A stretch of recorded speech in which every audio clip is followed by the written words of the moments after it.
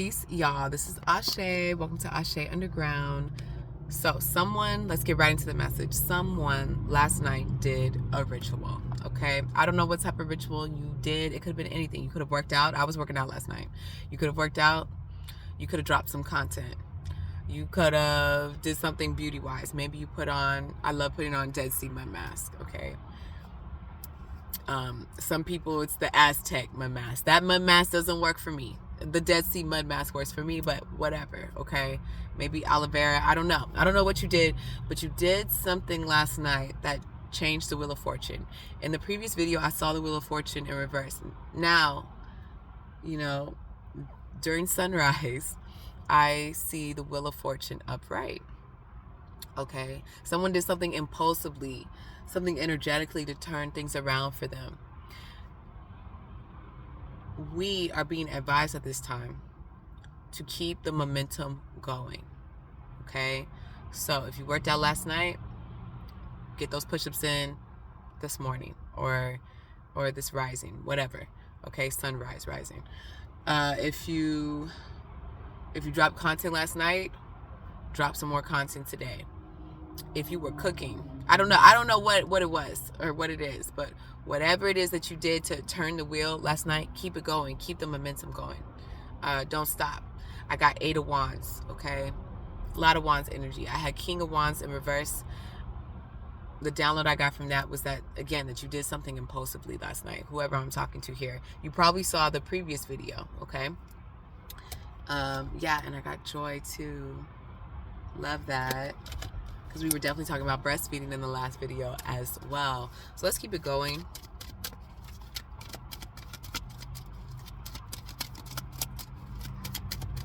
And I've been wanting to talk about assimilation. I don't know why. Maybe someone is going through that. Maybe you've been going through an assimilation process and you weren't aware of it. So quick example, my historically black college, the whole college was created to assimilate Native Americans and African Americans, or melanated people. So the college was created to assimilate melanated people. That means that they took indigenous children out of their homes, they separated them from their parents, okay, and stripped them of their native clothing, their native ways, and the school, Hampton Institute, was created to assimilate them into becoming more colonial. Okay, they got the colonial wear, they, learning English, and so they could work in the colonial workforce, right? They could be an instrument for the American government.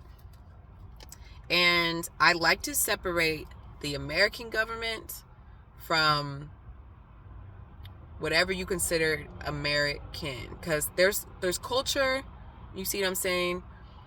There's things that, there's hip hop, there's hot dogs, there's hamburgers, you know what I'm saying? Like, there's things like that, and then there's the government, okay? Same thing, you guys know I'm Caribbean as well. There's St. Martin, right? Guava berry, coconut tart, the music, if you're from Trinidad, soca, if you like zouk, if you're Haitian, compa, and then there's the French government, right? So yes, we're French, but we're not actually French, right? It's like, we're St. Martiners. The French are over us, so they want us to claim being French. Y'all see where I'm coming from? You understand? These are the mind tricks that people play with us all the time. So your nationality and your ethnicity, your culture, your vibe, your tribe, completely two different things, right? So they the school that I went to college, they purposefully were trying to brainwash or whitewash, I'll even say, the children from all their culture, their ethnicity, to just become a American government zombie. And it's like I don't know if you guys know Fela Kuti or not. He's a Nigerian legend. Like jazz legend. He played saxophone, and he has this song called Zombio, and it's all about the military and people just being zombies, people just listening to the government and just doing whatever the government says. You're just a robot for them, right? So somebody here could be in an institution, or you could be assimilating, and if it's not college, it could be a job, it could be anything, and maybe you're assimilating too much to the point where it's, yes, you need your check, yes, you need your degree, yes, you know what I'm saying? We need these things to survive in this world that they have, this matrix that they have created, right?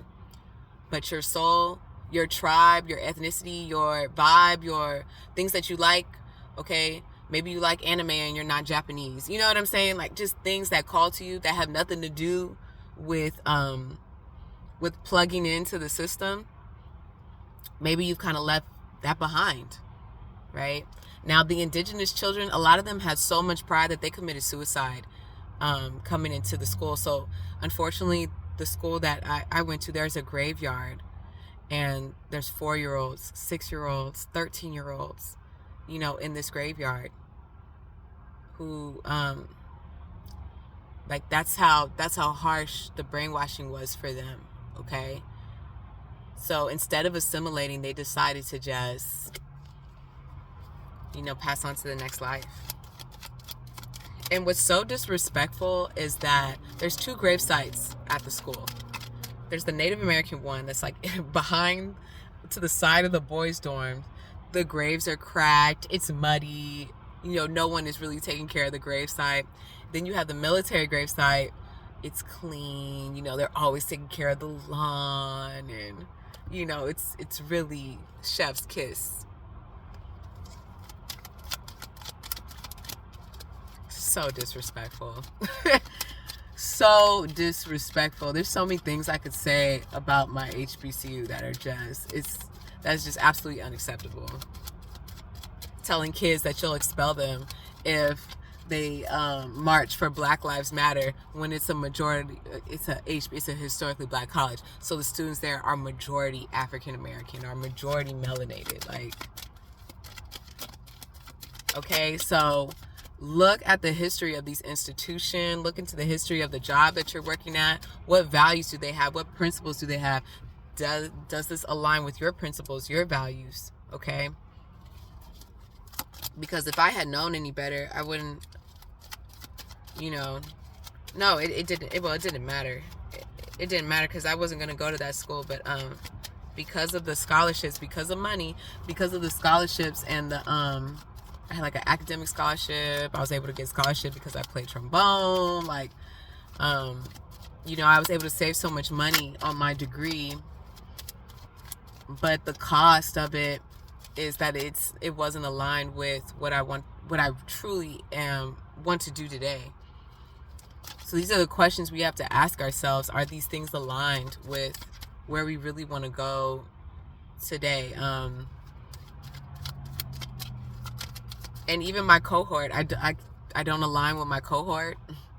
I don't align with, I mean, y'all, I am reading tarot here online, and I went to a school that was in the Bible Belt in the South of Virginia, in Virginia, you know.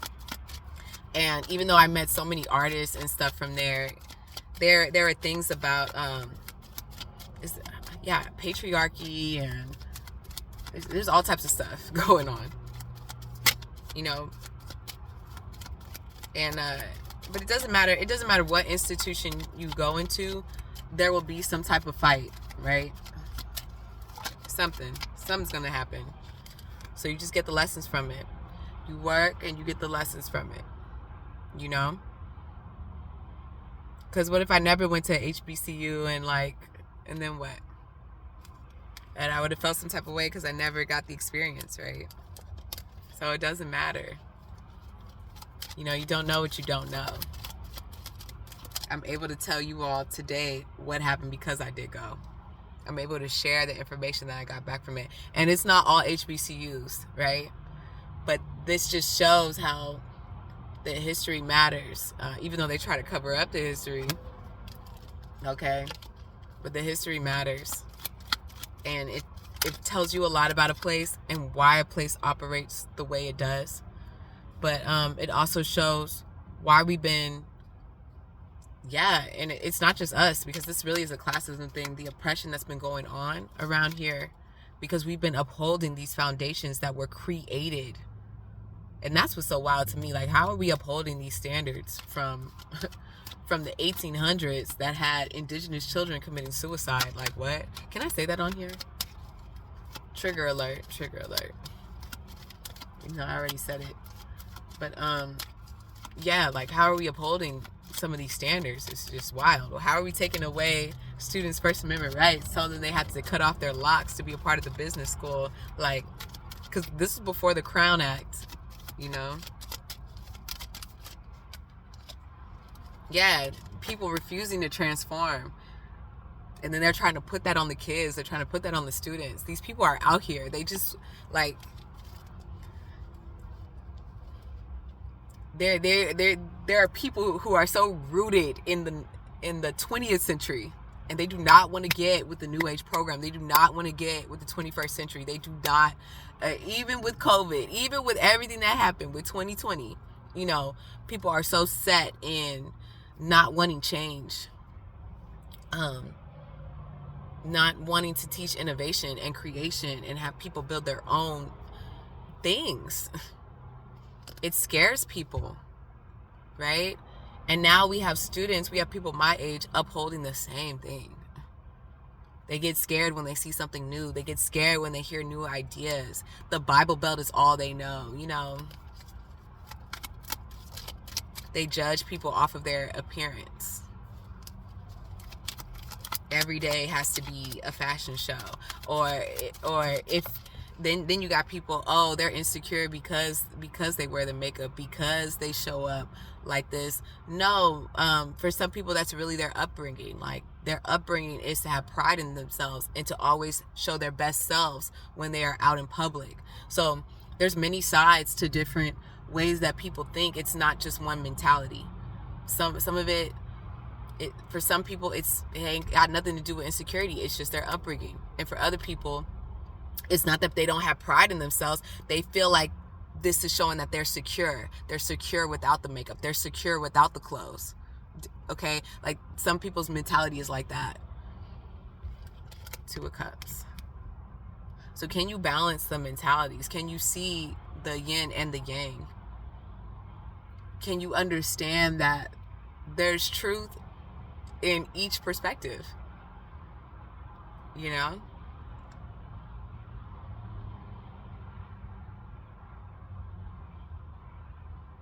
That's the beautiful thing about traveling. But that's what also makes you an outcast when you travel. Okay? Because you're going to meet people that they didn't see the perspectives that you saw. They don't know the different paradigms, and they think it's weird. It's not weird. It's a different culture. It's a different mindset. It's a different way that people are thinking. You know? So very, very interesting. Some people will look at this video and say that I'm keeping it real because I came on camera like this. Some people will look at this video and say that I have no shame. I have no pride because I came on camera like this.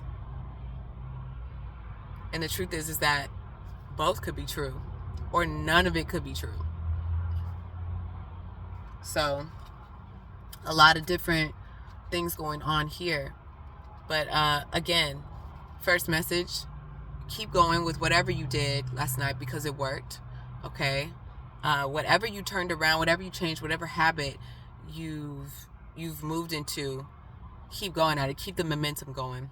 2, check the history of whatever institution you are under. Okay? Whatever school, whatever job, whatever corporation, check the history. See if the values and principles align with what you feel is acceptable or advantageous for you. 3, understanding that there's always another side to someone's mentality, someone's story, what someone thinks. And it doesn't matter if you dress up, dress down, makeup, no makeup, like, people will always have some type of negative or some type of positive interpretation of it. Okay, so yes, I hope this gave you the life force rejuvenation and paradigm shift that you needed for your journey. I'm always honored to be on this journey with you all. It's Asè and Asè'Underground, okay? And I'm just gonna keep switching it up. All right. See you guys later. Bye.